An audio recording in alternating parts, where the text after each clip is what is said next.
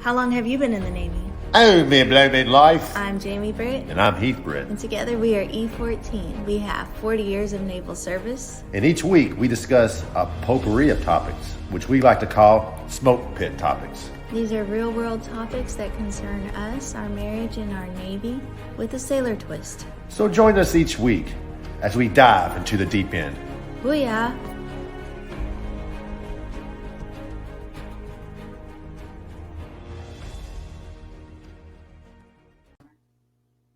Hey everybody, welcome back to E14 Podcast. I'm Jamie Britt. And I'm Heath Britt. And together we are E14.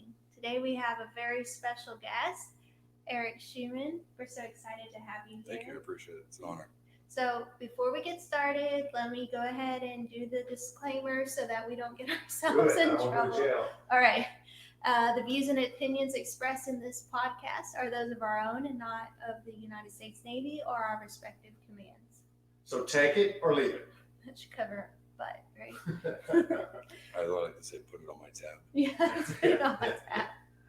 All right, so a lot of people ask us, since we're dual military and different ranks, how do we address people outside of the home? Typically what we do, and is it right? I don't know, it's what we do. But, if it's one of Heath's friends, I'll address them by their first name. If it's one of my friends, he'll do the same. If we work for that person, then we address them by the rank. So, for the purposes of this podcast, we'll call you Eric. Easy. Or shoe. Yeah, I think Eric everybody from Shoe. that Commodore down calls me Shoe, so it's pretty simple. Asshole, whatever you guys really feel comfortable with is good for me. I'll know who you're talking to. All right, so this is a 3-part series we're starting. This mini-series is called Hold Fast, and today we're talking about hold fast through adversity. So do you want to go ahead and introduce? Yeah, Jane, I would love to. Eric, thank you so much, brother, for coming out and hanging out with us this evening, man. I appreciate it. It's an honor. Thank you. So Eric and I worked together for a couple of years. We've known each other for 2-3 years. And Eric, I'd like you to SWCC. A lot of people, until active valor, a lot of people didn't know what SWCC was. So I'd like you to describe to me what the SWCC rate is. And also, I know you didn't start out as a SWCC. What led you to that rate? What led you to become a SWCC? Oh, man. I don't know if you have enough beer. I got more, man. Let me see. I'll feed you. All right, SWCC, Special Work Combatant Craft Crewman. The maritime transportation arm of Naval Special Warfare. So that gives you 2 components of Naval Special Warfare, one being SEALs, one being SWCS. As you said, I did not start out in this. My initial plan was to do 4 years. I was working on aircrafts, actually the 46s, the dual prop helicopters, and we adopted the 60s in the Navy. HG3 on the West Coast and North Island. One day, one of the guys I work with says, "Hey, I want to screen for butts. I want to be a SIL. On Tuesdays, they do a screener. Would you go over with me?" And I said, "Yeah, sure. I'll go with you. Just see what it's like. Check it out, you know?" Yeah. So we go. I think there was 12 or 13 of us. For whatever reason, I just happened to be the only one that passed the screener. And I think it was the MM2 SIL that signed the paperwork. And he's like, "Oh man, you trying to get a contract?" I'm really just supporting a friend. And it kind of sparked it. Well, at that point, I started looking at things a little bit differently. We were doing a test flight on helicopters one day, and it was actually doing a training jump for ATC, Advanced Training Command, and guys were jumping. And so I'd ask every one of the guys, because anytime you see these dudes that are in a different uniform than what we regularly wear, they're probably SEALs. Right. So at that point, I was like, man, these guys have sideburns, which is cool. They got long hair, that's cool. And they're not wearing regular uniforms. It's even cooler. So I asked every one of the guys on the flight, like, "Hey, man, you a SEAL?" Like, "No, I'm a EOD. What about you?" "I'm a SWCC." "What about you?" "Oh, I'm a SEAL." Okay, well, I knew what EOD was. I knew what SEAL was. I'm like, "What's SWCC?" And they were all kind of laughing, giggling. I really didn't understand at the point. But then the guy was like, "No, we do all the boats for Naval Special Warfare and SOCOM." And I said, "All right, well, that's cool." So at that point, I just kind of looked at it through the recruiting pages, which is, remember, I think it was 98, 99, 2000, which is real early because we're old. Yes, we are. We're old. You're not old. Yeah, you're young. Thank you. Thank you for clearing that up.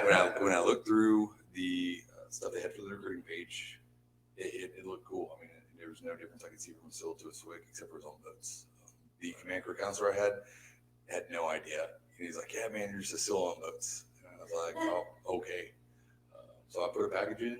I actually won Pacific Fleet Junior Sailor of the Year, I think, that year. Wow, big time. And yeah, I'm a nerd. We didn't know we were in such presence. Yeah, I'm not worthy, shoot. I used to get haircuts, and shave and get in the right uniform. Anyways, I put the package in and I got accepted. So I did my interview and everything over at Special Boat Team 12, which is in Coronado. And I had to wait, I guess, about 90 days, and it came back approved, and I started going through my process. So I only spent about 2.5, 3 years in the fleet. Okay, but still, what was your pay grade when you crossed over? I E4. E4? I'm 84 off winning the award, and Okay. I still got the fucking letter and picture and everything. I think that's the only picture I have in dungarees. And I wore dungarees, don't feel bad. oh yeah. Well, you're older than me, I think. And the CEO was like, "Hey man, good job," blah blah. But of course, we're losing you to SW. Yeah. So, anyways, I checked in 2000 and started in the SWCC class 3-6. Graduated in June of that year. Went right to Sierra and then transferred in to Special Boat Team 22 in Mississippi. Awesome. And I've been in and out of here 3 times. Yeah. And like I said, SWCC, it has gotten bigger. It has definitely gotten more attention. Recruiting has been the biggest part. The movies, Right. the video game. We did SOCOM 3, the video game. I think in 04. Right. PlayStation 2. That's the reason why I got a PlayStation 2, just so I could play myself. We had to sign non-disclosures, which are bullcrap. I thought for sure, everybody will know I'm this cool guy on this video game. No.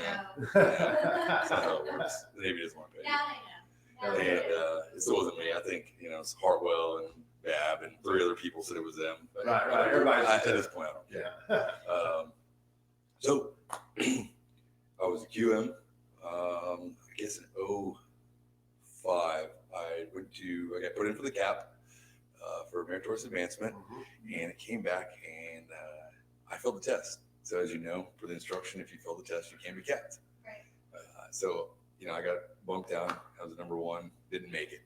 So I got told by the CO in my debriefing and said, "Hey, you're going to take your ass down to your counselor, and you're going to cross-rate into something that can pick up rank." So they said, "Hey, we got GM and we got QM." So I was like, "All right, go through." GM was tightening it up, so they said QM's wide open. You pick it up. So they gave me 3 months. I studied, I guess. I looked at the old books, because back in the old days, sailors, we had these books. Right. Yeah. And I went through it. I took the test and I made it the first time when I made QM1. And I didn't even realize I made QM1 until I checked into Naval Special Warfare Command as an instructor at the SWCC school. Right. Now, this was what year? That was 06. So this is 06. before the days of the SB. Right. Correct. Because they went right to the end of 06, right? Right. And that I was at the pretty- center when they did that. Okay. And so I left as a QM. So you were a QM1 boat dude, Yes. boat guy. Yeah. Okay. if you will. Absolutely. Right. Before they We were came all up. our own rates. So you came in. I just couldn't make it as an AM. You I would worked take the it. test Oh. and, I would check in and what do I got to do with the career counselor? And they would try to tell me, "Hey man, you need to do this. Maybe we can send you back to the fleet. Maybe we can do this." Right. Oh, no. No. I'm not going back to the fleet. I don't want to come here. And and that was it. Really, I didn't want to get a haircut. And I've been in trouble for my sideburns my entire career, so it's definitely one of those things as senior chief. I know the full instruction now. Right. But it's hard when you were AM, right? Is that what you were before QM? That was hard. You didn't work in that rate. I can relate. And she can relate to that. She's an air traffic controller that works as a I did it for 2 years. Like I said, at the command, get was it line captain qual or whatever, Yeah. For launching the birds. Yeah. I worked in airframes and then Yeah. QM, or excuse me, quality control QA. Yeah. I only did that for a little while, and the rest of it was like, all right, I got orders to go to SW, so they kind of just chopped me out and let me just PT, and that was it. PT, I will say that was a huge part of when I first saw Chiefs, which you've heard my speech multiple times during Right, Chiefs right. seasons. That was the first time I had a real outlook on Chiefs that were a positive input on a career, and then I saw a guy that just completely ran things the way you would assume a chief was a Was chief. it kind of a foreign thing to have an air crew or Airedale go into the scenes? Yeah, it wasn't a source rating. Right. So I'd get a waiver, and it wasn't a source rating. And they said when I sent up page 13, they're like, "Hey, just know you have to cross rate by this time. You got to do this." They gave me the outline, and I agree too. You don't know what that is. I mean, 4 or 5 years in at that point, I'm like, yeah, whatever. I was getting a $30-something thousand bonus, because coming up on my re-enlistment by that time, and we used to get like $8,000 as a SWCC. So somehow I was able to finagle an AM re-enlistment. Nice. Just happened to be $40,000. Smooth talking. So yeah. Long story on how that happened. I almost did not re-enlist. I lost the bonus. Turned my re-enlistment paperwork in. I didn't get submitted all the way to the crew counselor, to the master chief, all the way to get signed and submitted. And we were on a trip. We were flying back from South America. We went to DC. We were driving back, and I get a phone call from the senior chief command crew counselor. He's like, "Are you retarded? What are you talking about, man?" He's like, "You didn't turn in your paperwork. You just threw away $38,000 in money." He's like, "Man, what are you talking about?" So he tells me, he's like, "Man, we had until this time to get it in." And I'm like, "No, I turned all the paperwork in before I left. Like, I signed it and everything." And he's like, "All right, well, you need to find all these copies of the paperwork." And I find it. It was in somebody's inbox. Won't put any names to it, but find it. I ran it through, and the command crew counselor, who's still part of my life today, retired multiple years. Right. Kitty? Yeah. He somehow got it through. So really? instead of getting the full 40, I think I got like 36 or 37 grand. He's like, "Hey man, will you re-enlist for this?" I'm like, "I was gonna re-enlist anyways." Yeah, right. That just makes it sweeter. We used to think we had a little clout where we could say, "I'm not gonna re-enlist unless you gave me this money." You did. No, You did. You're not. That was good. Okay, so take us back early 2000s. You're just getting out of your training, right? Your initial training, and then post 9/11, that happens. So the Navy special warfare community starts ramping up. Yep. Tensions are high. The nation's on edge. A lot of feelings are coming in. How are you feeling getting ready to go on deployment? Man. So I was, 21, 22. I've only been in a team for, not even a year. And I remember exactly when everybody asked, "Where were you on 9/11? Right. That's one of the things we always ask every time we do a memorial. "Where were you on 9/11? I was at the Special Boat Unit 22 gym. This is before it became a team. This is before we're the new command. We were in these little trailers with a chain link fence around it. And I was actually working chest. I remember because somebody was making fun of me because I couldn't lift the weights or something. And somebody told me, "Hey, they came in. We had this team room, and it had one TV in there. And they said, 'Look, there's a plane just hit the tower. Come inside and watch it.' So everybody left the gym, ran across the parking lot. We go inside this lobby, and I got to see the second plane hit the tower. It's as most anybody would tell you, like, you don't know what to expect. You don't even know what you're feeling. Like, what's going on? Maybe it's an accident. There's no way. There's no way there's a terrorist attack. At the time for SWCC, NSW, SOF in general, there's no combat going on. There's no kinetic operations. Right. We were just doing, JSETs and CNTs, South America Training Partner Forces. Normal training stuff. And at that point, we were vying for who was getting the ops. I mean, you'd come into a rotation cycle, and then the chiefs and senior chiefs would go into ops, and they're like, "All right, no, I got it. Oh, I got this trip. I got this trip." Right. There was no set rotation really like we do now, where it's just a rotation out to troop and platoon, and we're rolling through. None of that even existed back then. Yeah. So out of the blue, they're like, "All right, inventory everything. Pull every Conex box, everything." Got real. It got real. And that was it. And we were at work for like 2 to 3 days straight. And we we were told, "Hey, we're going to war." And nobody like Afghanistan. Nobody knows there's rivers in Afghanistan. No. And contrary to belief, there are rivers in Afghanistan. There's a couple rivers in Afghanistan. And so here it is. We're like, how do we get into this con plan? We're going to war. Well, now again, it's rack and stack. What debt's going? They came back about 2 weeks later and said, "Hey, there's nothing right now. We're going to send a couple of guys to do like a site survey, mission assessments, feasibilities, and then we'll go from there." Yeah. So at this point, it was training as normal. It's day to day. It was back, back to getting on the river, back to training on the range, back to doing land warfare, just every night of the way on the boats. Yep.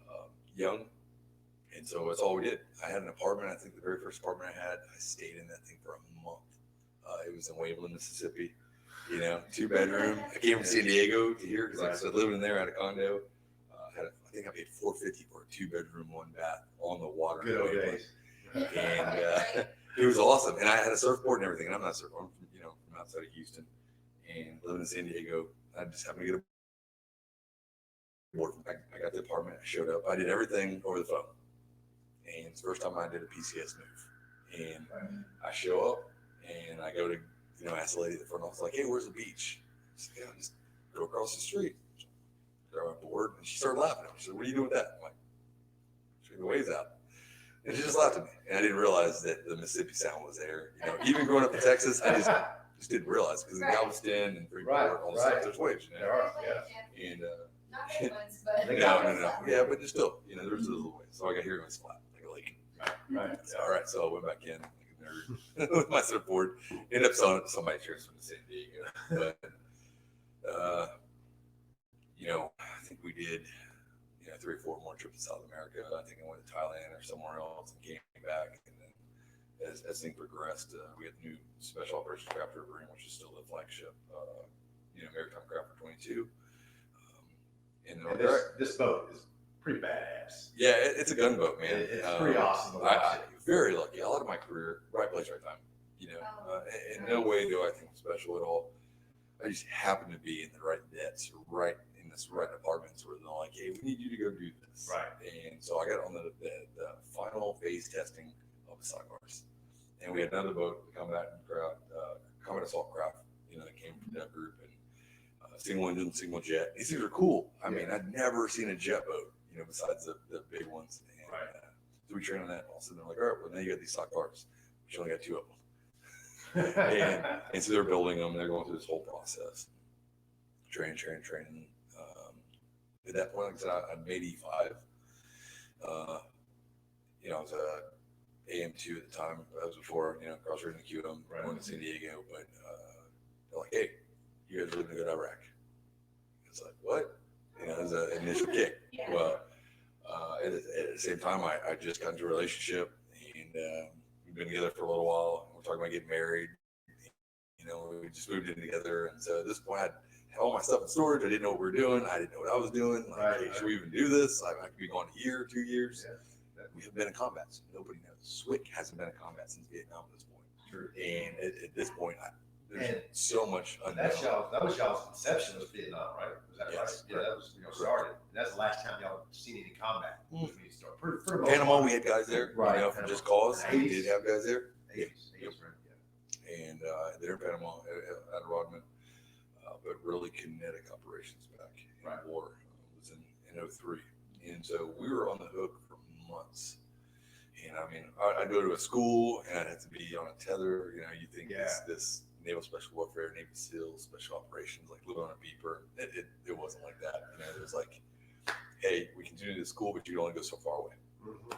Because if the flag goes up, Redstone, we got to fly out the next day.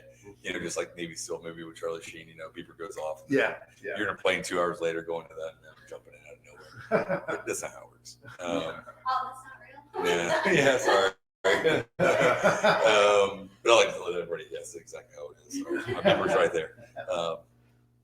So sure enough, we ramped up multiple times where we were getting ready to go. And then this was still in 02.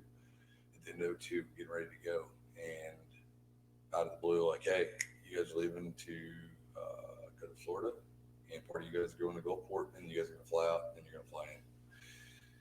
I forgot exactly when it was, but boom, here it was, 22, whatever.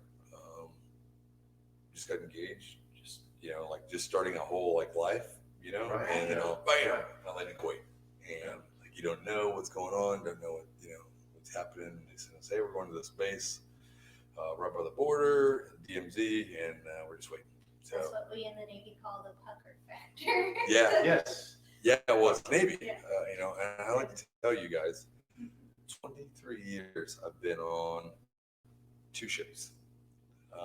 One was to ask my best friend. I went on just for him to get on leave Yeah. to pick him up in San Diego.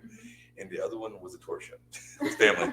So I'm not a real sailor. Is Lonnie Stevens, our guest speaker. Does he tell this you? year. Does he tell you that often? Oh, he tells me. You know why? I'm not a sailor. It's just true, shoot. I get it. I'm not a sailor, man. I get it. Salty. And yeah, just bad attitude, salty. I'm not salty from the sea. But yeah, so he told so we get there, and now it's just go time. Now we're waiting. So Right. we did the initial invasion, went through there, came back. I think I don't know, 6 months later, 7 months later, and got a combat action ribbon. Got to do a lot of stuff. At the time, being 22, I was the youngest guy in the task group. Yeah. I didn't know anything from anything. Right. All I knew was new guy do this, new guy do that. Right. Yeah. Got awards with Valor, got this other stuff, and at that point, so early in my career, I thought it was normal. That's not normal, brother. And so when I came back, is when I really started a downward spiral of ego, and pride. So at that point, I started noticing guys didn't have combat action ribbons, guys didn't have comms and V's, and that these guys that I used to look up to, somehow to me in my head, in my immaturity, thought, oh, look at this, now I'm better than them. Because you haven't been in combat, you haven't been in Iraq, you haven't been here, you haven't done that. And so it was almost a negativity that swirled from that. Yeah. I loved lifting weights, so I think I was probably 250, 260. Coming back, doing that, being a young guy, and at this point, it was like, you can't tell me shit because you haven't been in combat, and that was a stakehold for me for a long time. It was negative, it was bad, and so that kind of started this whole thing. We started talking about adversity, kind of putting it all together. Yeah. I started putting people in 9, and so I would get a position, and I thought it was better than that. I was a SOCR training lead, in training department, and here it was. I would tell you what I wanted to do. I would tell the chief, like, no, we're not going to do that. And that worked for a while. And actually we had the tradition of the paddles. And when I went to the center, one of my close friends, Ben Harwell, actually, he did it. We had these writings, and they get pretty passive aggressive, pretty personal, and they get to the point now where we can't, in today's Navy, we can't even read them out loud or say them in public. Yeah. But it was a jab at the immigrant that thought he could pick his own chief, and it was a joke, but at the same time, I thought I was more important than I really was, and it was just because of operational commitments, doing certain things, and it wasn't me. It just being at the right place at the Right right time. Right. and so I found myself being in a situation where I would bust my ass and I would be ranked, but I always get bumped out to number 2. And I finally asked, hey man, what's going on? I asked it's now retired Master Chief, and she tells me, she's like, hey man, look, yeah man, you were sitting in the number 1 spot. We started balling, in the rankings, and then your attitude came up, and your ego came up, and your mouth came up, and that bumped you down. Your lack of professionalism, your lack. It wasn't confidence, overconfidence, and your ego and your pride would kill you. And so it was a slap in the face. And at the time, still being young 20s, it was F them. They just don't know because they haven't been there. Yeah. and that was the V on your chest. Yeah, and that's what it was. At the same time, I had a newborn son. I had my oldest son at 19 years old with a girlfriend I had when I first got the Navy. So here it is. I'm 27 years old, 2 kids, and my wife at the time was working here, and I wasn't seeing her because how workups go. 20 hours a day, and so I'd get home at 5, 2 in the morning, go back to work at 5:30 in the morning, and it was a vicious cycle. So I never really saw them, and it was just in and out, in and out, in and out. So here it is. I'm busting my ass to get ahead. And I'm actually my own worst enemy, because my mouth, I let this ego and this pride get a hold of me. And you're a young kid, man. I think it's happened to a lot of kids. Absolutely. I mean, you're thrown in from being a kid from Texas. I'm an AM. Now I'm thrown into the situation where you're a SWCC now. Yep. They were practically begging you to Yeah, I mean, you to do remember that, smoke right? their test, and then hey, you become a SWCC, and all of a sudden, oh, we're going to war now. You went from 0 to 100 miles an hour in a very short amount of time. Yeah. But I got a question before we transition. What made you? What checked your attitude? Because I don't see that in Eric Shuman now. I see a humble dude. What changed that? In 2013, sadly, how things worked out, I went through a pretty bad divorce. My kids are super important. You know, look at my history. My father wasn't there. I had a really good stepdad, so I got a really solid foundation of family. Right. And things were getting to the point where everybody gets to this point in their career where you get to be all in, and then you have this family. So where do you pick that line between who gets what? Right. Yeah. And it's a constant imbalance. There's no balance. It's an imbalance. Right. I started going to counseling, and I'm a huge advocate of counseling. And people used to say in the day, "You guys are weak." Right. They did. And going to trying to screen for Dev Group or Delta or any high speed cool stuff, it's going to be bad on you if you screen or if you do counseling. Well, it got to the point where I go, and I don't remember who it was. I think maybe the chaplain for the 10 Special Forces Group on an deployment. He's like, man, until you own your own toxic bullshit, you're never going to get better. You have to own it. Wow. He's like, I don't care what you've done. I don't care where you've been. I don't care anything. Until you own your own bullshit, you're never going to get better. And it did. It was a shifting. I just made chief in 2010.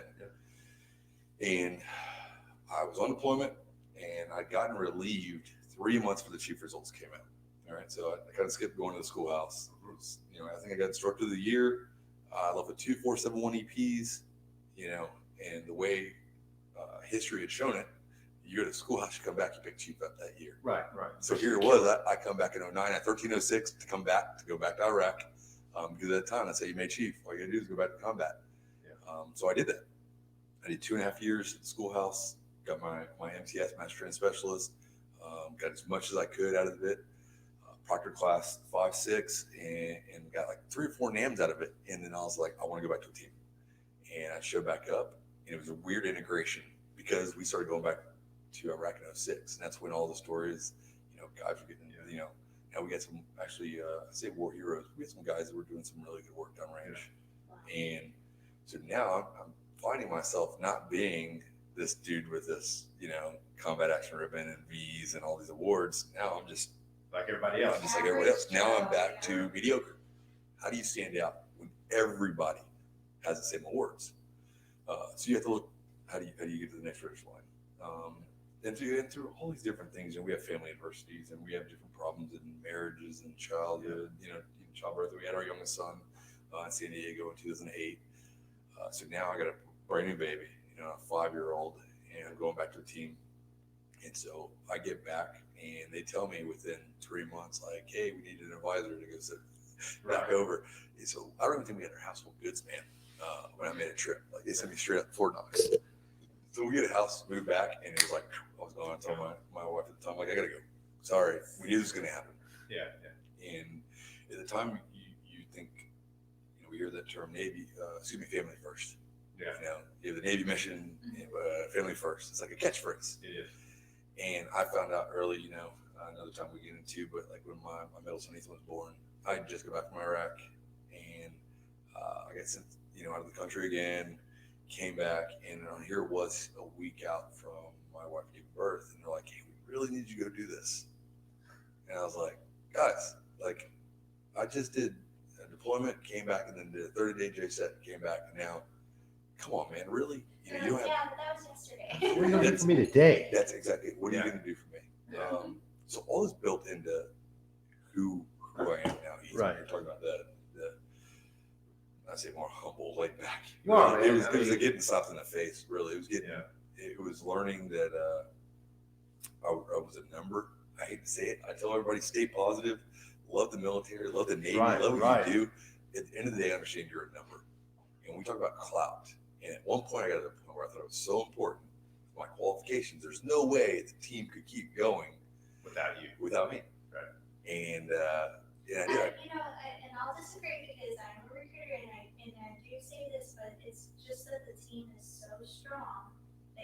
irreplaceable. So not so that you're a number, but that your teammates are so strong that they can.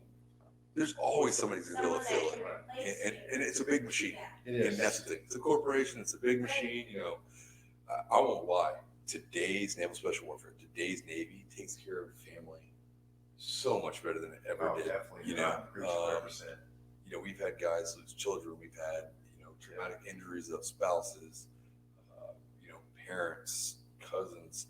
Man, the Navy, Naval Special Warfare, the SIL Foundation, and the SWCC Foundation, and just backwards to help out. It's ridiculous. And there's a huge difference of when I say I need help, and you go in there and you say I need help, and I think that was a huge difference in of adversity of learning when to say I need help. Right. And that was a big part. Was when I started going to counseling and you know just reaching out like I need help. What do I do? I'm not super religious, you know. I'm not religious at all. I'm agnostic, you know. I tell people, but I've had 3 of the the chaplains really that came in that we had. The one from 10th Group and 2 for Naval Special Warfare Group 4. They were amazing. They're non-denominational. They didn't get into it, and they're like, "Hey, what can I do to help you?" And these dudes are amazing. I mean, basically, religion aside, what can I do to help Eric? yeah, what can I do? Wow. Like, tell me what it is, and let's find a path together. Awesome. And that was a turning point, you know. So I had all this stuff around like 2010 and 2013 kind of take place. Yeah. They just took my world, turned it upside down. Like I said, I got relieved right after the chief results came out. Somebody was humbling me. They told me, "Hey, you know, I'm going to humble you." Right. And it did. It was, you know, you go from the king ding-a-ling to, and I was really the helper. I was funny. I took all the trash out. I was the senior E6 of the command. I was taking the trash out. I was a bougie boy, and it was to let me know. And as pissed off and as mad as I was, I got the lesson within a lesson. Because I took a trip and said, "Hey, we need you to go back to South America and run it JSET." And I was like, "Okay." And I knew the chief results were coming out. So we get about a month into this trip, and I get a phone call and said, "Hey, congratulations, you made chief." I was like, "Oh, heck yeah." And I was on the skid, I think, to go to Africa for that rotation cycle, which I was leaving for like 4 or 5 months. And they're like, "Hey, man, we got good news, we got bad news." I was like, "All right, what's up?" They're like, "Well, you know, you're going to be the team chief now for the detachment, but you're leaving back to go to Iraq." I was like, "All right, when?" And they're like, "The day after you get pinned." It's like, "Oh shit, what?" So now we just fast forwarded 4 months of supposed to get my oldest son my custody over the summer. You know, I was having a problem with my wife at the time, and now, chief, it's supposed to be the best time of your life. Yeah. You know, it's supposed to be. It was absolutely the most stressful time in my naval career. It was when I made chief. I mean, I enjoyed it, but I really didn't get the enjoyment that some of the people in my class got. Probably get pulled in 100 directions. Yeah, man. So I had to ask to go on leave. Yeah. And you know, which is not cool during initiation. Nope. I had to go back to Texas. I had to sign legal paperwork because I was supposed to get my son. I just fought to get him for the summer. And then here it was. I had to say, "Hey, sorry, oops, the Navy's got me doing something, so now I can't." So that was hard. And then I was having problems with my current wife at the time, and so we were having problems. Right. And here was I was like back to back trips. And I wasn't seeing my 2 youngest kids. And you know, I had a master chief, senior chief at the time, that was like, "Hey man, I know this guy's whole career. You know, he's gonna give it his all, but we need to kind of help him out." And I had guys that were giving me a hard time through initiation. Like, "This is the most important thing in your life. There's no way you can do anything else but this." And I was like, "Look, I'm telling you, if I don't go, I'm gonna have to pay this much money. I'm gonna lose custody on this. I'm gonna do this. I'm gonna do this." And I was trying to lay it out, and people just They weren't hearing it. They want to hear it. They didn't care because the Navy was number one. And I realized, and like I said, that was at the time period really transitioning of my career, that people have been to that situation had no empathy. They did. Right. They couldn't walk in your shoes for a minute. So my standpoint now, with every time I give a charge or anything, is empathy and sympathy for your sailors. Yeah. And that was it. All I needed was just a little bit of empathy. Just somebody to step back and say, "Hey, look, I haven't been through it. Sounds like it sucks. Yeah, right. I can tell like by your, your Yeah. appearance, you've lost weight, you look like shit, Yeah, Say you're not drinking, but you sure smell like it. Something going on. What can we do to help you? Yeah. Right. And I did. I had this senior chief that said, "Hey man, what can I do?" Right. He did. He let me take leave, so I went and took care of it. And it was one of those things where it took, and my sponsor was amazing, and that's why I buy into this thing now. I like Chiefs and not like Chiefs. I didn't want anything to do with the Chiefs, Right.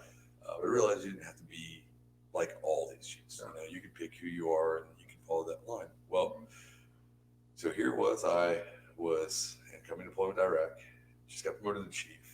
Now I'm in a leadership position, and all these guys that work for me are now have to call me from Shu and Eric to call me chief. And you know how it goes. And you know how it goes. You live the senior chief. Yeah. When do I call him Heath? When do I call him asshole? When do I call him senior chief? Right? All at the same time. All All at at one. the same Yeah. Call him. What do I call you? And so it just jam packed, bam, all at one time. Yeah. And my world fell apart that year. And so I ended up getting a divorce, custody battle, came back. I was asking for help at the command, and they're like, "Yeah, we're going to help you as soon as you get back from this next trip." Mhm. Yeah. And so I had to make an internal decision of what I wanted to do in my life. Yeah. And that was a huge turning point. So I had my oldest son that I hardly ever saw because they lived in Texas, Yeah. and my first ex-husband was DOD. He was in Italy, so they were out of the country, so I just didn't get to see him. Right. So at this point, I'm not going to go where I don't see any of my kids. Yeah. And so, all right, well, I need to start making this a priority. I did. So I was like, look, I want as much custody as I can get. Worked out the way it did. I got split custody, and man, I got put to a test. The Navy, I will say, didn't give a shit really, because the mission's a mission. Right. Muster's muster. Right. Watch is watch. So what you do outside of that, right? Because we know the whole adage: did it come in a sea bag? No. Well, deal with the sailor. Right. And it was even more as a chief. Even more as Right. Even more as expected. Right. Like you get the grass is greener, but the expectations are unbelievable. Heavier. I mean, it's unbelievable. Yeah, because they do, and it's not just words. It really isn't. They say they expect more from you, and I say people take it for what it is. You don't want to let people down, and so here, just me as a person, feel somebody has given me the opportunity. Somebody has bent over backwards. Somebody's put their rank, their name, their Right. time Right. on the line for me. Yeah. And you can't pay that back. So now I felt my charge forward is to do that for anybody I come across, really, in and out of the Navy. So fast forward, boom. I went from number 2, I think, to number 8. I came out of rotation that year. Had some issues at the command, and I went from an EP down to a P. First time in my career that degradation, right? And I was ready to give up the SWCC, ready to give up the Navy, just ready to give up all of it. Didn't really know what to do, but I had to pay bills. Yeah. I had to pay child support. Had to pay my mortgage. Had to pay my car note. So getting out of the Navy wasn't an option. So at this point, how do I make it happen? How do I be the best father I can? Living by myself with my kids, in my custody time, and then still be a leader at work. Right. And A so positive now- leader. A positive leader, Right. yes. That's And the not trick. bring that to Right. work. Bring that crap with you. Yeah. So I did. I went to counseling, and I just saw things in a different light. And really, that transition of my ego and my pride and all this other stuff that was there, that lingered, left me all the way to these lessons. And I heard this term, there's a lesson within a lesson. And so every lesson, really had another lesson. Yeah. Had another lesson. And I would just learn and learn and learn and learn. So it's all operational. Made my last deployment. I had worked it out with my ex-wife. I said, look, I have to do this deployment. It should be my last operational deployment in 2015. And I'm getting out, I'm supposed to retire in 2018. They're going to let me go to a shore command. I'm going to be an instructor again, and you don't have to worry about this, and we'll work it out. And she agreed to it. Told the kids, sorry, man, I got to go back on one more. And so I went, came back successful. We crushed the deployment. I had some awesome guys with me. You know how it goes. The people we work with really make it happen. Yeah. All all I had to do was pull strings, and show up and look pretty in a suit and talk to people. They did all the work, and I get back and I somehow I transferred over to Group 4 to Destinus. Yeah. And but number 3, E7 at Echelon 3 Command, just out of the bat. So 0 to hero again, right? On the uprising, and life is great, man. So sticking it out, fighting adversity, never quitting, And asking for help. Yeah. That's something that I didn't even think about, and I know a lot of people don't think about that, is asking for help. to deal with 100%. adversity. You have to ask for help because you just don't know what you don't know. And that was I tell my kids that, like, hey, you don't know what you don't know. I don't expect you to know everything. Mhm. All the people we have working for us was 30, 40 teams. Yeah. Now. Right. Hey man, they lay it out. And we talk about great leadership, good leadership, defined leadership. Hey man, left, right, lateral limits. What's expected, what you can and can't do, and what you absolutely cannot do. Outside of that, it's trust but verify, which is another huge, I was going through that transitioning. I had my best friend, Jeremy Gomez, retired senior chief. Hard ass. I can't tell you how many times we almost got in fist fights because he kept me absolutely accountable. The only real friend when all my stuff was going through, my life was collapsing, and stepped back and said, hey, what can I do to help you? Everybody like, hey man, if you need help, let me know. You hear. Yeah. Friends. Like, what can I do to help you? Hey man, let me know if you need anything. Hey bro. Prayers going up, Yeah, let me know. Praying for you. Yeah. And him and his wife both, right place, right time. Whether it be angels, whatever it is. Mhm. This guy and his wife were injected in my life, and they became a steadfast, shoring of sanity. So here it was, I needed to help my kids. If I couldn't get off, whatever. But now, not only were we team chiefs together in the same troop, but we're friends outside of work. Right. For that family cohesion. Barbecues together and stuff. Just all the way around. Yeah. And we're both, people think I like to go out and party and do all the time. I say I'm an extrovert introvert. I like my alone time. Yeah. And Jeremy's we all do. super introverted. So it was great because we would smoke cigars and he doesn't drink. So, I would have a glass of whiskey and, we'd hang out, the kids would swim and, do their thing. And that was good for us. Mhm. And,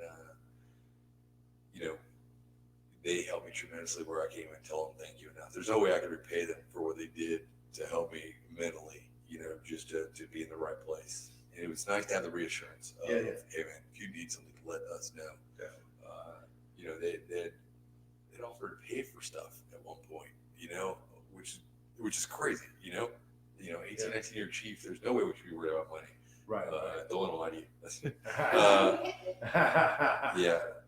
And it was, he's like, what would make the trip? What would make this so different? I was like, man, if I had $10,000, blah, blah, blah. He's like, all right, is that what you really need? And dead face. You don't If you know Jeremy. Yeah, I know Jeremy. Yeah. Dead face. And he was just like, Whoa. hey man, if that's what you need, we'll help you. Yeah. And then, I was like, dude, no way. No time had I ever in my life been offered that kind of support outside of counseling and my mom, my dad, other friends, my brother, my brother was huge in my life. It helped me get through this stuff. And everybody was there, but Jeremy and his wife were really the transitioning point. Close to you all the time. And the problem was he was also the other team chief at work. Yeah. So if work I was together. fucked up at work, he would tell me. Yeah. Mhm. If I was late, he would tell me. If I didn't have my head in, he would tell me. Yeah. And so I had to have somebody hold me accountable. Yeah. And that was the accountability piece to all of it. Through every step of this was some kind of accountability. Right. So anyways, they helped me get through it. And so I go on this deployment, get back, go over there. Number 3, then I get number 2, then number 1. I remember when you got number 1. Me and your SCA were talking about it at the barbershop. Yeah. And it was like, look who's here, chief. man, I went all the way from 0 back to number 1. Wow. And so it went from up, down, down, all the way back up. Yeah. So I was like, man, I had a glimmer of hope. And there's a glimmer there. There's a little bit of, and I got asked multiple times, man, hey, why didn't you just get out? Why didn't you leave SWCC? Why didn't you do that? Why did you do that? And it's kind of defined. For every step I went backwards, I would take 2 steps forward. Right. Wow. I was never allowed to be a victim. Yeah. Ever. My dad never allowed me to have the Well, mentality. that's because you were raised that way, right? Correct. Exactly. Because a lot of people would. I was never allowed to quit. If I didn't like a sport, if I didn't like anything I did, if I started it, I had to finish. Yeah, at least do that season. You got to finish it. Yeah. Yeah. If you don't like it, that's cool. And my dad did this thing. He was like, master of many, not jack of all trades, master of none. Yeah, absolutely. Yeah. And so hunting, fishing, all this stuff, this job is basically what I did growing up inside of an airport. Yeah, right. And it was easy. The mentality wasn't hard to transition Yeah. over. But Eric, this is what I think, man. You said, at one time you said everybody was getting these awards, so it made you not great no more. You were level with everybody else, right? Yeah, When you it's said that, mediocre. here's the deal. Your legacy, you have a legacy though. You've trained SWCS. They're now some of Master Chiefs. Yep. A lot of senior chiefs, a lot of chiefs. No, but nothing against you. Yeah, I'd have to. Dude, it's that thing where you've trained, and these guys are the best now because of you. And when I first met you, it was before I even really met you. We were 2018. It was season. Taryn Hudson. I was a sponsor, and I come and I'm watching this fire the sponsor. That part I should have talked about that, but it was a part. But anyway, you were in it to win. I said, "Who is this guy?" That's Eric Shuman. I said, "Dude, that dude is in it." Because most of the time, a lot of the NSW dudes I met weren't that much into the season. Right, not some were, but some weren't. But dude, you were in, dude. That's what made me click with you. And then I saw you when we started BSing. Like you were leaving the gym. We talked for like a half hour.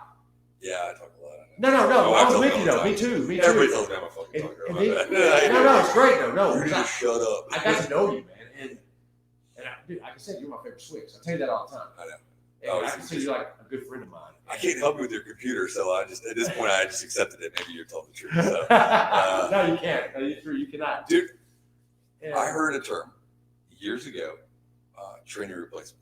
Right. Yeah, definitely. I'm not gonna lie. My first 6 Chiefs all got fired in SWCS. Yeah. All right, and that's not saying all SWCS Chiefs are bad. No, I they're don't know. good. I don't know how to project that. No. My first 6 all got relieved at some point. This is I like had a great, E5, E6. yeah, E5 and 6. Okay. I did have a great outlook on leadership, and it was a warrant officer. He was actually the command warrant for Group 4 for a while. He's retiring this year. He told me, "Look, dude, if you want to make a change, you're gonna have to put on khakis. Yeah, That's all there is He to told it. me that. Yeah. You're gonna have to put on khakis. So you're gonna have to put, tuck your bottom lip in, quit being a pouty little bitch, sack up, and become a chief, and then you'll really be able to, Right. build some change." Man, all right. So, anyways, I want to tell you that's a lie, because when I made chief, first thing I said was, "This is some bullshit. Like, I made chief for this. Like, now I'm doing paperwork. Yeah, right. I'm doing inventories. Emails. Man, I'm like, man, somebody told me at 10, I made chief at my 10-year mark. And they're like, wait, this is a chief? Like, yeah, I don't want nothing to do with this. But, we have this term, and I tell everybody that makes it every season is, your words are as golden as the anchors you wear. And Captain Frank told me that when I made it. And I didn't get it. And then realized that when you make it and you get pinned, and we just did the ceremony Friday, Oh, yeah. right? FY21, congratulations, guys. You leave and you go to the exchange in Gulfport. Right. They don't know whether you've been achieved Exactly. 10 minutes Yep. or 10 years. That's what I tell them too. So you have to be on your shit. Exactly. And guys don't take that personally. Well, I do. Yeah. I take, I don't care what people think of me to a degree. You get another lesson about the 3 F's, but, it's just one of those things where I don't ever want somebody to look at me and have the same negative outlook like I had on some of my past lives. Right. And not that they were just all bad. It was just nothing I could really take away. And I'd pick stuff apart. Yeah. It was an immaturity trait of mine where I try to pick apart my leaders. And it was really just to see if they had, chinks in the armor. What could I get past? Right. Where everybody has a crack. Everybody has a weakness. They do. For whatever reason, that's what I would do. And Yeah. so, I'll say Jeff Harris is the only person that I've worked with, retired Master Chief, Yep. Command Master Chief, 2 different commands, multiple. I would not rack with him. just nothing, man. The guy's just all the way around. Too solid. And, you know, like at work, at home, as just as a man, as a father, as a mentor, brother, all of it. He had all of it together. And he taught me a lot. And it was one of those things where he was the one that believed in me. And I said, look, I just need some time. I need to take a knee. And it wasn't a negative outlook. It was, hey, man, I got it. And, you know, his thing was the empathy and the sympathy of it was, I went through a really bad divorce. Yeah. I went through a really hard custody case. I went with getting shipped halfway around the country. You know, I did back to back to back to back to back. And I'm just breaking my back and I'm just not getting recognized. Right. But I just kept going. Because you can't quit. Because somebody else is looking at you. The new guys are looking at you. You're right. And so that was it, man. And Yeah. so now, you know, we get forward, we get in the season. I feel like I owe it. I owe it a trainer replacement. And I owe the SWCC somebody, I guess, to look up to. Without sounding super egotistical. No, brother, you bring it, though. You bring it every time. And that's it. So, you know, we talk about owning a room. Yeah. Your appearance, first off. You know, we beat up on physical fitness, which, you know, your CFL, you know firsthand. Right. The first way you can automatically take respect of a room is just how you present yourself, how you look. You know, you got muscles. Then speaking articulately, speaking clearly, you know, looking at people, the Vega of it. Then your legacy. You know, they say your reputation should precede you. Right. And I tell the guys that as well. You know, like shoot, move, and communicate. Yeah. E1D6, shoot, move, and communicate in our community. After that, lead, communicate.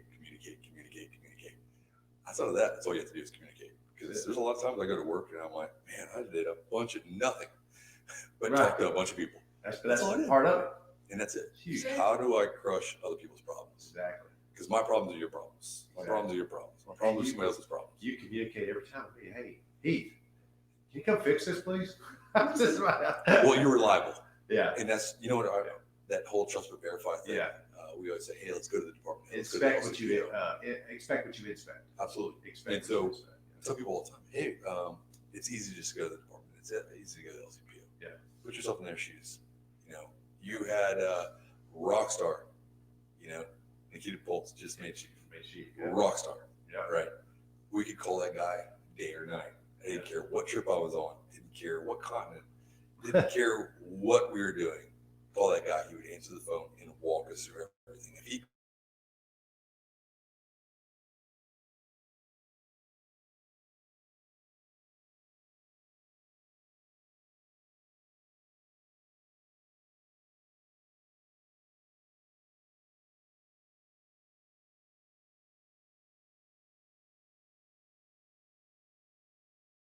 Okay.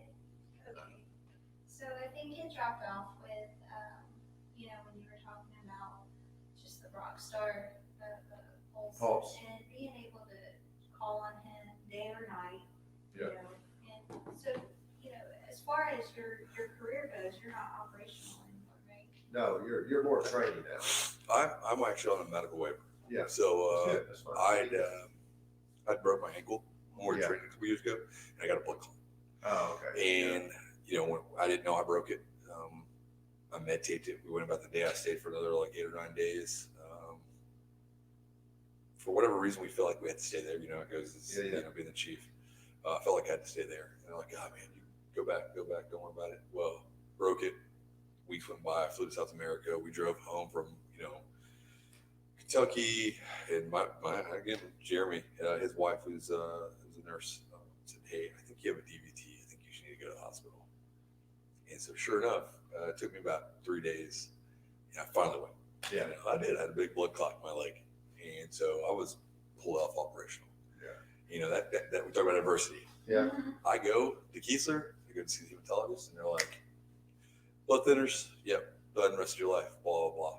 The guy didn't even look at my record, didn't look at what I do, nothing. Yeah. I said, hey man, you just killed my career.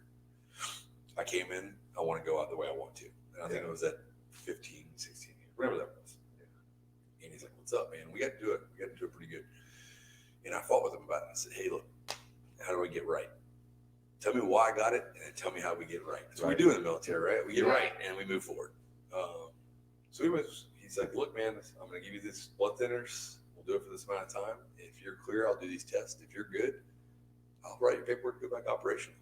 And he's like, but I don't think it's going to change.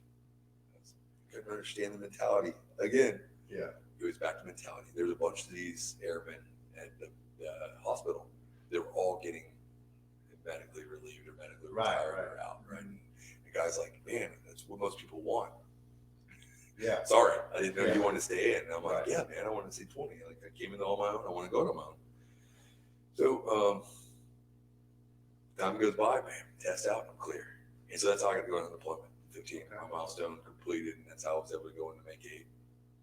But I got another blood clot later. I had my ankle reconstructed, and I got one again. So at that point, they put me on medical waiver. Okay. So they said, hey, we're going to put you in training command. So I got the dentist. And when I made 8, I had knee surgery. I've had 7 surgeries. Just about pretty much everything's been reconstructed in my hip. But anyways, I had a tibial osteotomy on my right knee. So they cut my knee in half, put it back together. That was the recent one, right? Yeah, that was one January last year. And they're like, look, you know what? This can take a year to recover. As soonest you'll be back to running in full fit for duty. Yeah. It's 9 to 12 months. And so I went back to the team and I took over training readiness. Okay. But you got a lot of operational stuff going on when you were younger up to Yeah, 16 years. Yep. So how did that operational stuff help you out in the training part? And I know you trained in the schoolhouse too, but how that operational work help you prepare for training? Because you've never been pure training stuff in the schoolhouse. Normally, like when you were at 22, you were operational all the time. No, I did one stint for 6 months of training. Okay, that's not very I long. helped stand up that stintness. Doing the JSETs and the FIDs and a lot of these SMEs out of the country, you're training other countries, operators. Yeah. So you're getting a language barrier, you're getting cultural barriers, you're getting age, you're getting multifaceted differences of the American soft outlook, right? End state goal is to train them to this degree. Yeah. Right. And so that's what we had to do. So basically, when you're going to foreign countries as an operational kinetic boat team, right? You're training foreign people. Basically. Asymmetrically, so we're not doing it kinetically. So we're not doing capture kill. We're not doing stuff like that. Right. Because everything transition with phase plans. Yeah. That's a whole other episode. Right. But yeah, once you start getting to where you're training stability and you're getting these guys back to where they can protect themselves, we're teaching them to a degree of what we know to help them be better, basically to secure their own country. Yeah. Well, been doing that. Anytime you teach, anytime you instruct, anytime you facilitate, you have to learn it, right? And to be good at instructing or teaching, whatever, you get to know the material. Yeah. So the more you teach, the better you get. The more you know the material, it just cycles. It really does. Yeah. So to answer your question, how did that prepare me for what I'm doing now? Well, all of that learning has put me in a place where I don't know it all, but I know a lot. And now my job is to make sure these guys behind me know it. Training relief. Training replacement, absolutely. So that's a huge part to look at now. What did I not know my first deployment? What did I not know my second deployment? What did I not know my third deployment? What did I not know my first chief deployment? Yeah. Just bam, bam, bam. I realized, through counseling, personal counseling, I've heard it multiple times, whiteboarding, right? Whiteboard is the best thing you can do. Pro and con stuff, and then what did you get out of it? Yeah. Right. So we look at it. It's literally write it down. Writing's on the wall, right? So we say whiteboard's on the wall. Yeah. Very simple. We're simple. So what did I not know? How can I teach that? Or why should I teach that? Well, then I've all in it. When I was at the center, when I was at Stennis, we worked with Center SWCC, and we see the curriculum and what they were teaching, and we'll go back. We had the recruit training command, CRTC. Hey man, what is it your people aren't getting? And what are your complaints with these after actions, these critiques? And learn about critiques and after action reports. Right. Not just operational. What do you need to learn? What do you need to train to? And these people are like, we really need to do this. We really need to do this. We really need to do this. We really liked this. We felt at this. We excelled at this. Well, then there's that balance buy-in piece, right? Yeah. And it goes back to your credibility. Because you get a young swig like, we need to kick indoors. We need to do this. We need to do this. All this cool stuff. And I tell them, hey man, that's not really the job right now. Yeah. We're here to do this. Yeah. Which that pride and ego learning over the years got me to the point where I can explain the why, I think, very well. So all of that helped me learn the why to explain the why. Right. Then with new generation sailors, the why is everything. Yeah. You know, we've been taught to freelance think, we've been taught to question authority, Yeah. everything. So at this point now, it's like, why? Hey, senior, why are we doing this? You know, or someone else say, hey, we're doing this. I can hear the LPO in the front office, like, yeah, we're gonna do this, this, this. And of course I hear some smart ass SB2. That's stupid. Why would we do that? It's easy. That was me. That's stupid. Why would we do it this way? Yeah. I've learned not to overextend myself, to let that play out to a degree until I need to step in. Right. You know, at that point, assist. Because I had those leaders that would say, hey, man, I need this. This is the ultimate end state. Yeah. Don't do this. Don't do this. Do this. Do this. If you have problems in between, give me a call so I can start doing some micro, you know, some damage control. Yeah. Do what you do. So I realized that was huge operationally. I would get taught that. Oh, And so now I can tell these guys, I want this. How would you do? Yeah. And think tank. Think tanks are great. Make them part of the solution. That's it. Yeah. Hey, man, how are you doing? Micromanagement, I hated it. There's always a place for it. Yeah. Right. We're parents, so we know at some point micromanagement is there to you do the handoff. Right. Right. Trust but verify. So now I just let these guys go. Hey, man, that's what I want. See what happens. Just see what happens. Yeah. You know, and I learned early, I think my third year as a chief, I think I had a master tell me, hey, man, no matter how brilliant you think you are writing, you can sell your own bullshit to yourself. So step back, wait 10 minutes and read it again. It's like, but a real challenge, get your newest guy to read it. Yeah. If it doesn't make sense to him, it's not going to make sense to the captain, the admiral, to anybody. That's true. Yeah. Wait a minute. So you're telling me to let this SB2 nobody read this eval I'm writing, see if it makes sense? He's like, yeah, man. It shows a little, you know, a release of pride and ego. Sure. You're letting them in on it. And at the same time, man, these kids know. You know, I got a 13-year-old at home that types just as good as plenty of us at work. No, sure. You know, and they learn it in school. So sure enough, man, I brought this SB2 and I'm like, hey, man, read over this for me real quick. What does this mean right here? Good call. You know, what does this mean right here? This line doesn't make sense right here. Send it in. Boom, gets approved. You know, guy gets EP. You know, Wow. and that's all it took. It took just letting somebody else, Yeah. not thinking that I had all the answers. Right. Man, it served us. That was it. It was It's, literally humbling. take that ego and that pride, put it away. Yeah. Yeah. You know, we're expected to know all this stuff, but it's really the end of the day you don't know. Yeah. You know, and No way. so I always ask for help. And I Yeah. really do. And I tell guys all the time, the biggest knock of the ego and pride throughout my career was asking for help. Yeah. And then taking a chance. You know, gambler. I don't like to gamble. I don't lose money. You know, we don't get paid a lot of money. Got a whole bunch of kids at home, so I don't have a lot of money to waste. Yeah. And so I tell these, I don't like to just gamble. So I'm a sure bet kind of guy. Yeah. And so at that point, I like to take chances. I've been told through my career, like, you take some pretty significant chances. But in my head, I got it all figured out. That's where I am. I'll do whatever I got to not to lose. If I need to take chances, I will. But I like where you get these guys involved, because when you get these guys invested into the product, Yeah. they're invested into you. They're Oh, invested into the team and the command and Well, they trust you. all that. They're They not trust you. just, they're just not a Go number. to war for you, man. They'll go to war for you. Well, we with talk about that. When you lead, it's by respect or by fear. Really, I kind of like it.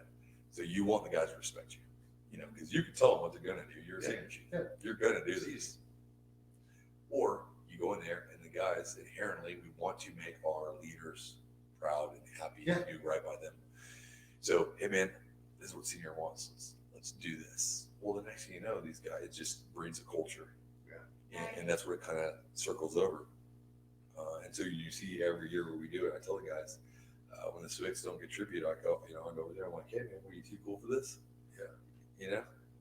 You know, like I only see one car on your chest, you know, so you're still too cool for it. Just something stupid. Right.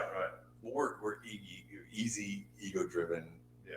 you know, maniacs in NSW. We are, so it's really simple. Like, oh, Yeah. man, you're looking small. Oh, you lost weight, or, you know, oh wow, you're getting fat, you know, Yeah. just something, and it triggers guys, but whatever, and that's what you do.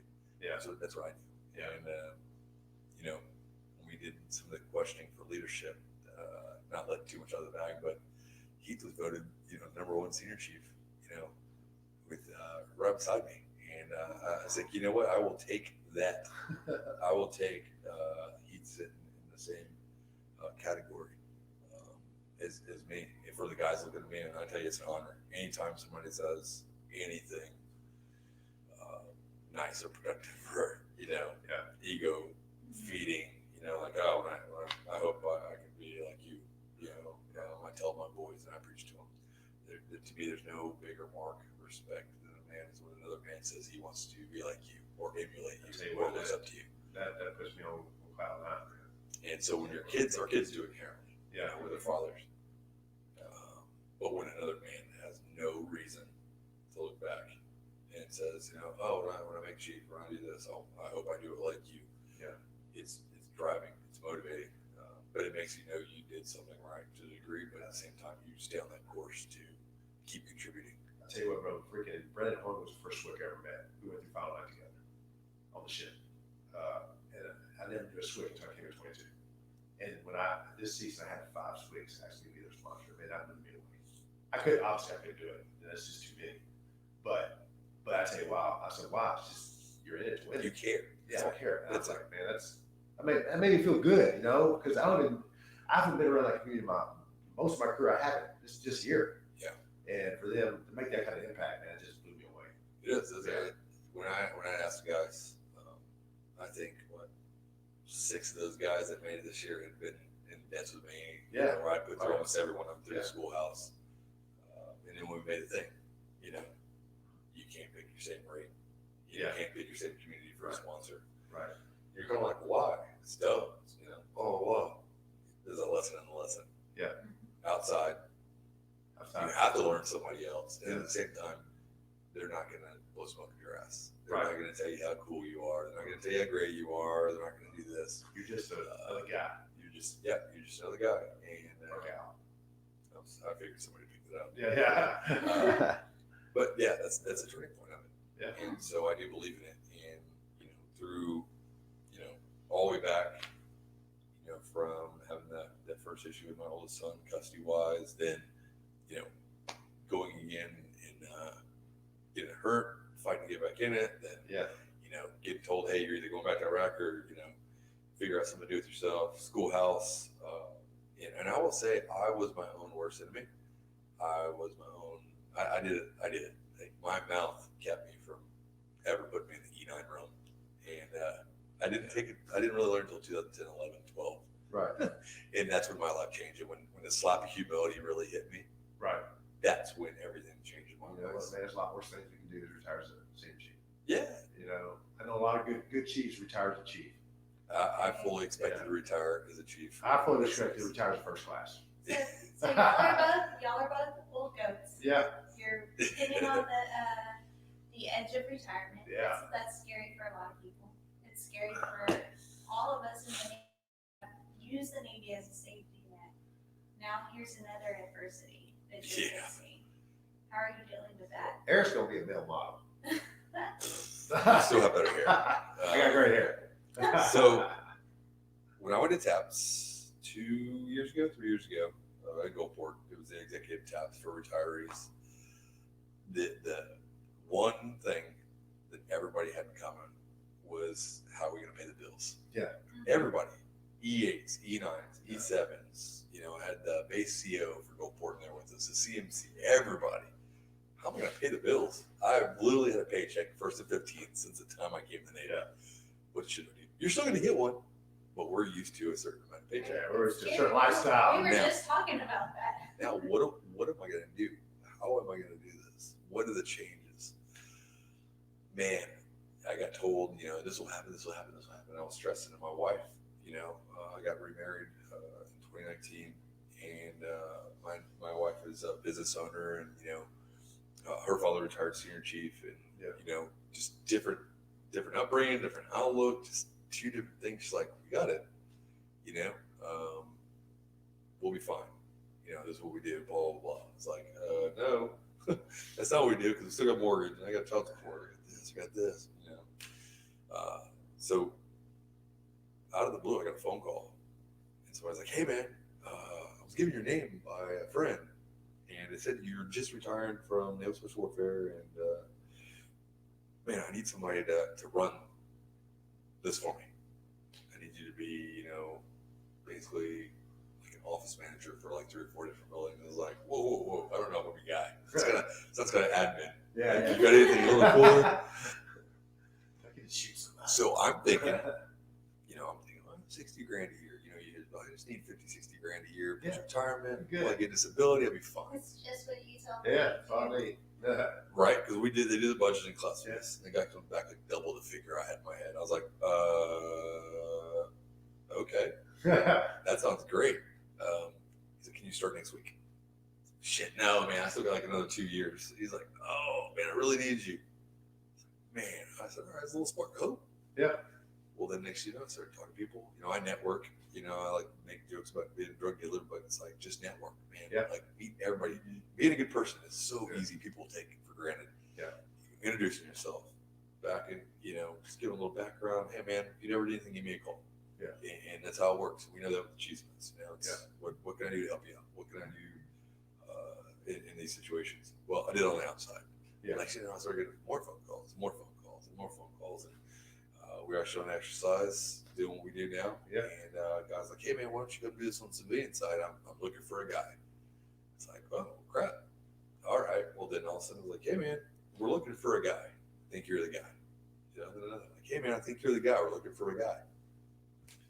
So now I went from, oh my gosh, to, all right, what's going to be the best fit? Yeah. What do you want? Oh, wow. What's Choices, yeah. What's going to be? So you always want choices. Yeah. And the more opportunities. Yeah. And that transitioning period of 10 choices, and they slowly go down to now I'm having to desperation choose what I want to do for a living. So right now, I think I want to do this contract job and see how it works out. Yeah. It's local, right? What was that? Local. Yeah, local. So I don't want to disclose anything. No, definitely not. But yeah, it was one of those things where I'm like, all right, cool. I feel good about it. Yeah. Now it's working toward March being 6 months out from retirement, 100%. Hitting the VA, multiple surgeries, however that plays out. They deem me disabled more than I already know. I'm mentally disabled, but physically disabled. Yeah. And, my middle son graduates next year. He's a senior. My oldest son's in the Navy now. You put him in. Yeah. He's an air crewman, been in a year and a half. He's crushing it. And then my youngest one, I got 6 years left for him until he graduates. So, still got kids to take care of. Still got a mortgage. Still got a wife. Still have all these things. So, just another ridgeline, man. Yeah. Like I said, I was never allowed to be a victim. I was never taught to quit.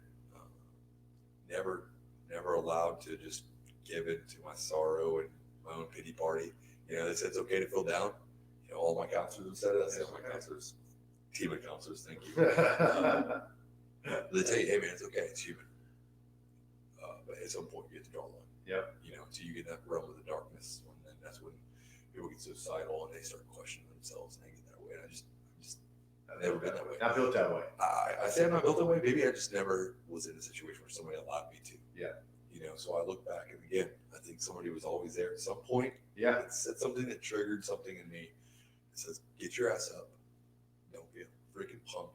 Yeah. And keep marching. Yeah. And so now I tell my kids all the time, like, oh, this or all that. I'm like, hey man. Yeah. This mediocre bullshit, this like just good enough, this isn't gonna work.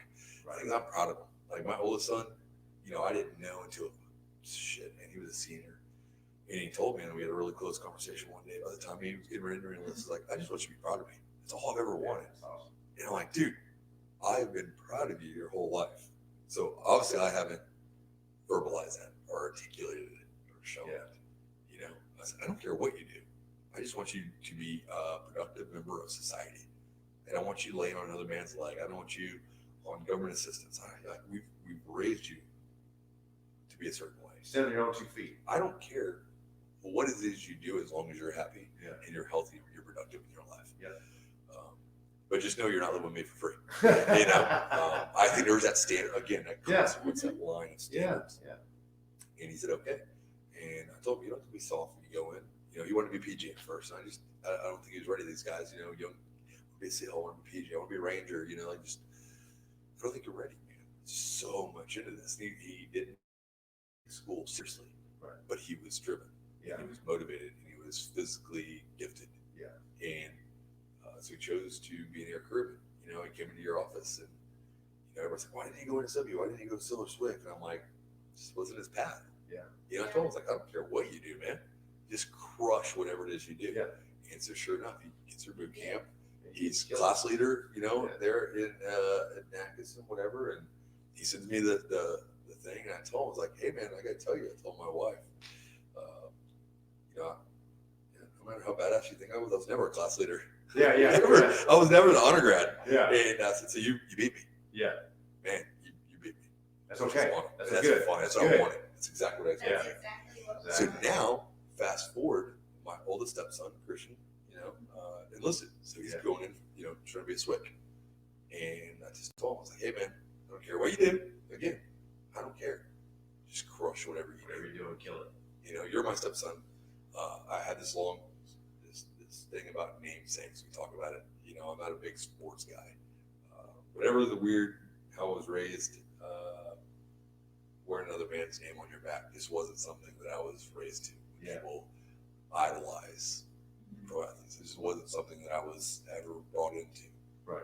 It's okay to look up to people. It's great to have that, but to idolize being that person, it just wasn't. No. Whatever the mentality. I hear you. So I kept that forward. So I tell my kids, you know, I tell my blood kids and my stepsons, hey man, don't try to be somebody else. Be your own person. You know, it's great to look up to them, but like, idolize them to the point where at some point you should pass your idol. Yeah. And then your next idol, you should pass that idol. Right. You should ridgeline. Right. Just don't be comfortable with this. So I told them, I said, give a namesake. You're carrying your father's last name. Right. Whatever you look at it, you don't have the same last name as me. You have your father's. I said, but it doesn't matter. Carry that forward. You know, you're my stepson. So do your family proud. Do your namesake proud. So, you know, that nerd part of me. You know, that's where I kind of get into it, where I tell my kids, like, don't embarrass me.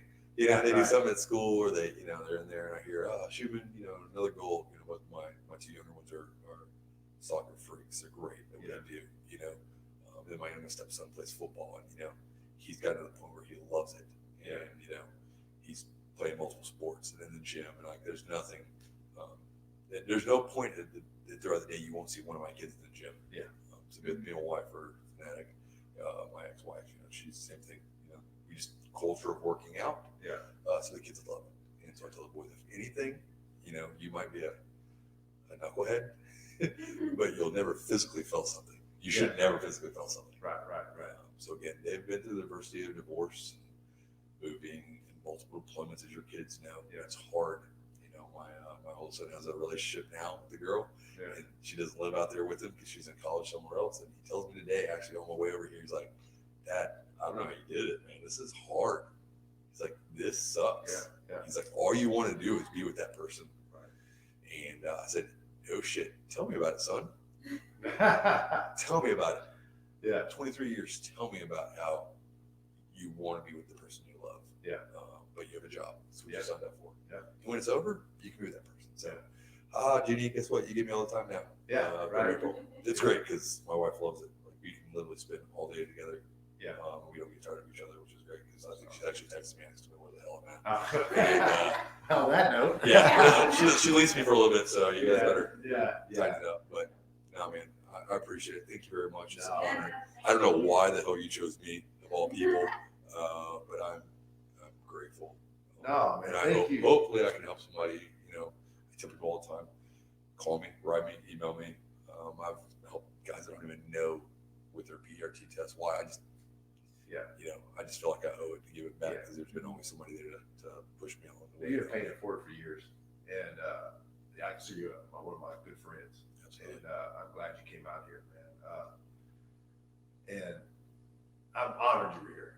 And You made me blush. now you put your story out. You have a good story, man. That's why I picked you. You have a great story. And I'll tell you, I got my buddy Dave. He started doing podcasts. He kept telling me, you need to do a podcast. You need to do a podcast. I'm like, no, man. And I had to tell him, I was like, I gave in. It's like my buddy Brett. yeah. He asked me to do it, and I'm doing it. He's like, are you serious? I've asked you. You know? And so hopefully, if anything, I can help somebody, maybe motivate somebody, maybe push somebody that questioned it. You know, if anybody's thinking about getting a divorce and wondering, like, what can I do? I think that's my biggest one now. Is as much as I hate it, you know, I think, you know, you guys both been through the situation. Oh yeah. In this career, in this job, that's a transitional point. What do I do? Especially as a mother. Yeah. You know, my oldest son's mom, Junior, she was in the military as well and got out. She got out before me, and man, just you can never take away from a mom raising kids. It's in the military, so I'm fully supportive of females in the military. It's just not one of those plugs, but seriously, like I tell them all the time, like, you guys have it harder than we do, because people don't think about that. You know, I got to come over 9 days when one kid was born, and that was it. Yeah. You know, and I got sent right back out. And I don't know how you guys do it, knowing because my oldest son's mom did it. Had him 6 months later, went on cruise, and different. It's a hard life. It's tough, but there's some good parts too. I mean, take the good with the bad. A lot of tears. Tears, yeah, because you know where you get paid. Oh You yeah, know, Yeah. It's more than that. It's courage.